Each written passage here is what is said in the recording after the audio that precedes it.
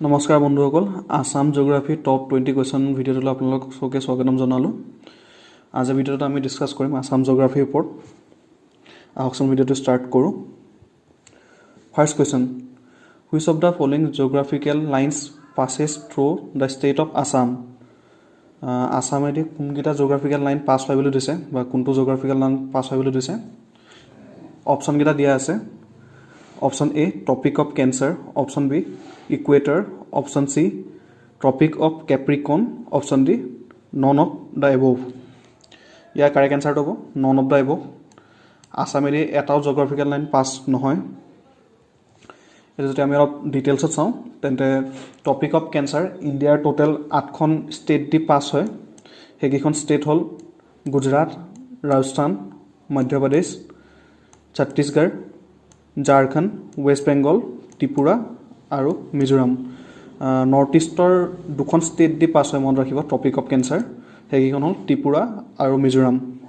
আৰু ইকুৱেটৰ আৰু tropic of কেপ্ৰিকন ইণ্ডিয়াৰ এখনো ষ্টেট দি পাছ নহয়, মানে ইণ্ডিয়া দি পাছ নহয় এইকেইটা লাইন। এইকেইটা ইম্পৰ্টেণ্ট হয়, মনত ৰাখিব। Next question, Assam's newest district Tamulpur is carve out of which district. Tamulpur ডিষ্ট্ৰিক্টখন কোনখন ডিষ্ট্ৰিক্টৰ পৰা কাটি ওলোৱা হৈছে। Option A Dibrugarh, option B Tezpur, option C Jorhat, option D Baksa. ইয়াৰ কাৰেক্ট এনচাৰটো বাক্সা ডিষ্ট্ৰিক্টৰ পৰা কাটি ওলোৱা হৈছে Tamulpur ডিষ্ট্ৰিক্টখন।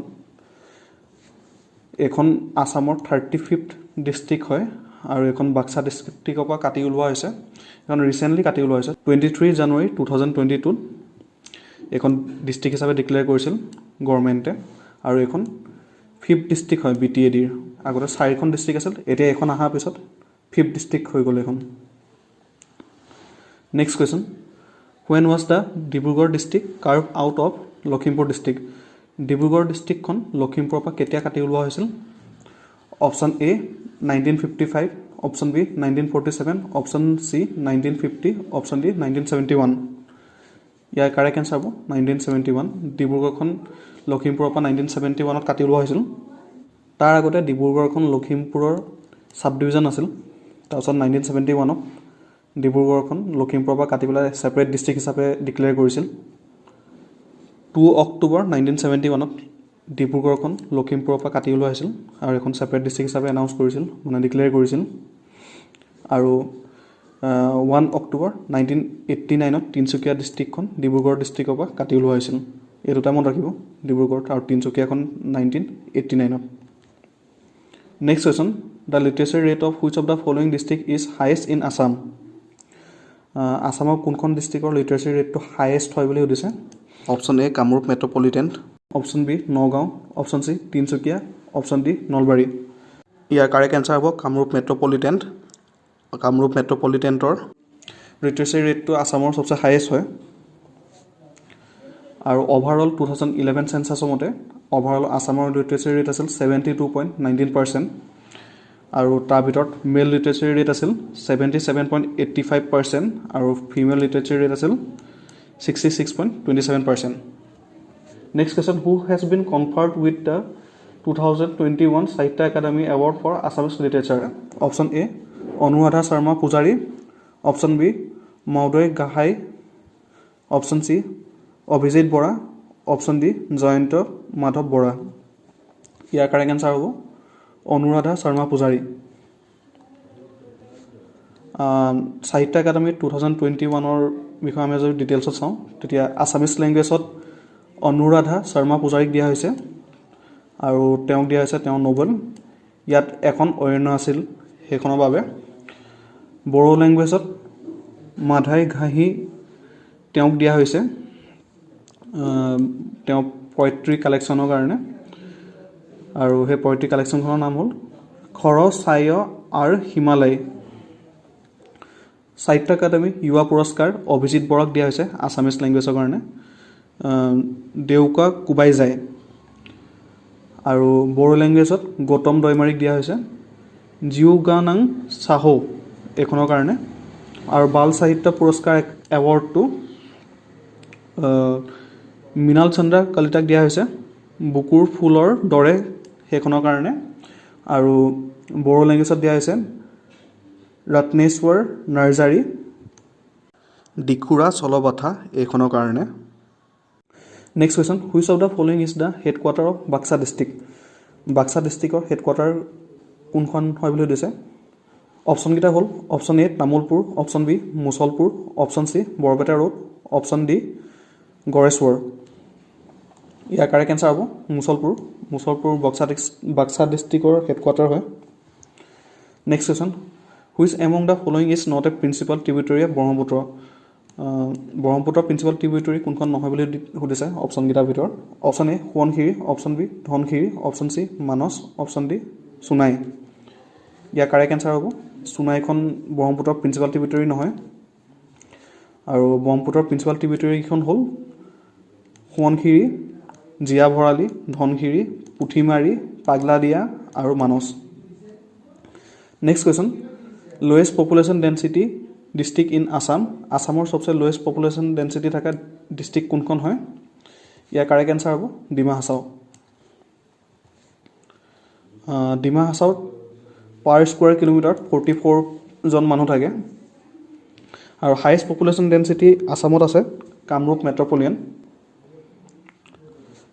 Next question what is the total area of Kaziranga national পাৰ্কৰ টোটেল এৰিয়া কিমান বুলি সুধিছে ইয়াৰ কাৰেক্ট এনচাৰ হ'ব 430 স্কুৱাৰ কিলোমিটাৰ আৰু কাজিৰঙা নেশ্যনেল পাৰ্কখন 1974ত নেশ্যনেল পাৰ্ক ডিক্লেয়াৰ কৰিছিল আৰু 1985ত ৱৰ্ল্ড হেৰিটেজ চাইট হিচাপে ডিক্লেয়াৰ কৰিছিল এই দুটা মনত ৰাখিব next question there is a coal mine in ডেছ তলত দিয়া অপশ্যনকেইটাৰ ভিতৰত কোল মাইন ক'ত আছে বুলি সুধিছে option A Rongring option B Kolapani option C Chechapani option D Ledo ইয়াৰ কাৰেক্ট এনচাৰ হ'ব লেডত কোল মাইন আছে next question which of the following is not connected by border of Assam তলত দিয়া অপশ্যনকেইটাৰ ভিতৰত কোনখন বৰ্ডাৰ অফ আছামৰ লগত কানেক্টেড নহয় option A Bhutan option B Arunachal Pradesh option C Nagaland option D Sikkim ইয়াৰ কাৰেক্ট এনচাৰ হ'ব ছিকিমৰ বাহিৰে বাকী যোনকেইখন দিয়া আছে ইয়াত নাম গোটেইকেইখন আছামৰ লগত কানেক্টেড হয় মানে সিহঁতে বৰ্ডাৰকেইটা শ্বেয়াৰ কৰে কিন্তু ছিকিমে এখন নৰ্থ ইষ্টাৰ্ণ ষ্টেট যোনখন মানে আছামৰ লগত বাউণ্ডেৰী শ্বেয়াৰ নকৰে তাৰ বাহিৰে আছামৰ লগত টোটেল 7খন ষ্টেটে বাউণ্ডেৰী শ্বেয়াৰ কৰে আৰু 2খন কাণ্ট্ৰিয়ে শ্বেয়াৰ কৰে আৰু কাণ্ট্ৰিকেইখন হ'ল বাংলাদেশ আৰু ভূটান এইটো মনত ৰাখিব ছিকিমখনে শ্বেয়াৰ নকৰে আৰু ছিকিমখন 8 নম্বৰ নৰ্থ ইষ্টাৰ্ণ ষ্টেট হয় এইটো মনত ৰাখিব এইটো ইম্পৰ্টেণ্ট হয় 8th নৰ্থ ইষ্টাৰ্ণ ষ্টেট হয় next question which of the following districts of Assam has highest area আছামৰ কোনখন ডিষ্ট্ৰিক্টত হাইয়েষ্ট এৰিয়া আছে বুলি সুধিছে ইয়াৰ কাৰেক্ট এনচাৰ হ'ব কাৰ্বি আংলংখন সবচে লাৰ্জেষ্ট ডিষ্ট্ৰিক্ট হয় আছামৰ ভিতৰত next question which of the following districts of Assam does not have any international boundary তলত দিয়া অপশ্যনকেইটাৰ ভিতৰত কোনখন ডিষ্ট্ৰিক্টে ইণ্টাৰনেশ্যনেল বাউণ্ডেৰী শ্বেয়াৰ নকৰে বুলি সুধিছে অপশ্যনকেইটা হ'ল option A Kokrajhar option B Baksa option C Cachar option D Dhemaji ইয়াৰ কাৰেক্ট এনচাৰ হ'ব ধেমাজিয়ে কোনো ইণ্টাৰনেশ্যনেল বাউণ্ডেৰী শ্বেয়াৰ নকৰে next question which schedule of Indian constitution deals with administration of tribal areas in Assam কনষ্টিটিউশ্যনৰ কোনটো শ্বেডিউলে আছামৰ ট্ৰাইবেল এৰিয়াবিলাকৰ লগত ডিল কৰে বুলি সুধিছে ইয়াৰ অপশ্যনকেইটা হ'ল option A 5th option B 6th option C 7th option D none ইয়াৰ কাৰেক্ট এনচাৰ হ'ব 6th শ্বেডিউলে আছামৰ ট্ৰাইবেল এৰিয়াবিলাকৰ লগত ডিল কৰে আৰু এই শ্বেডিউলটো টোটেল 4খন ষ্টেটত কাম কৰে সেইকেইখন হ'ল আছাম মেঘালয়া ত্ৰিপুৰা আৰু মিজোৰাম আৰু মনত ৰাখিব এইটো 6th schedule next question the origin of Barak river lies in Barak ৰিভাৰৰ অৰিজিন ক'ৰ পৰা হৈছে বুলি সুধিছে option A Karbi plateau option B Barail range option C Jaintia hills option D Lushai hills ইয়াৰ কাৰেক্ট এনচাৰ হ'ব বৰাইল ৰেঞ্জ বৰাক ৰিভাৰখন বৰাইল ৰেঞ্জৰ পৰা ওলাইছে next question which of the following is the largest coal field in Assam আছামৰ লাৰ্জেষ্ট কোল ফিল্ড কোনখন হয় বুলি সুধিছে option A Makum option B Dilli জয়পুৰে